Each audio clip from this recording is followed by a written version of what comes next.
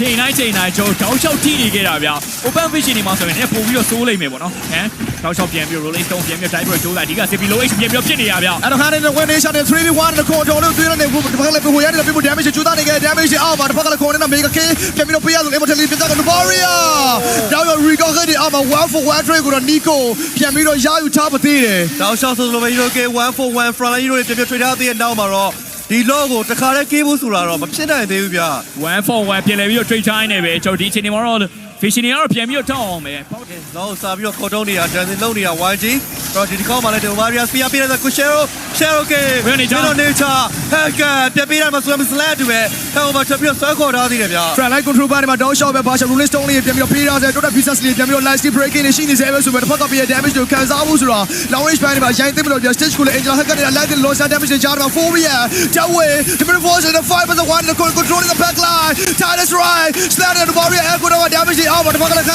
ကိုပြန်ချခဲ့ပဲ CP long range damage ကြားတယ်မှာ 1 for 1တော့ကြောက်ခါမှာတပ်ပြီးတော့ spread တော့တယ် CP say the day say the glory but CP he is the glory ဒီချိန်မှာတကယ်ပဲ true match ကိုတက်ပြီးတော့တောင်းသွားပြီဗျာ yes Mythicity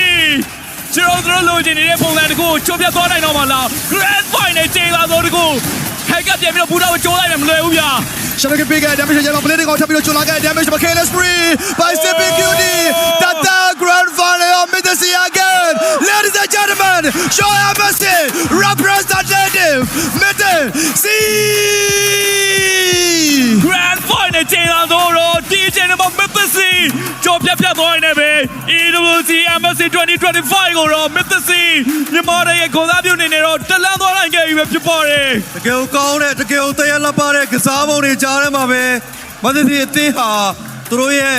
ချိန်သာဆိုးတွေကလွတ်မြောက်ခဲ့ပြီးတော့ပဲမြန်မာကိုသားပြုအနေနဲ့ sorry မြန်မာသွားရောက်ရှင်မြန်ခွင့်ကိုတော့ရယူသွားနိုင်ခဲ့ပြီဖြစ်ပါတယ် Oh yeah CP QD Sans Nico Kilan Con oh my god Oh my god See the day see the glory today is the day ကဲကောင်းတဲ့တရားလက်ပါတဲ့ကစားပုံတွေဟာအားလုံးရဲ့ရှင်ထဲမှာနော်ကျွန်တော်ဆွဲကြံနေမှာဖြစ်ပါတယ်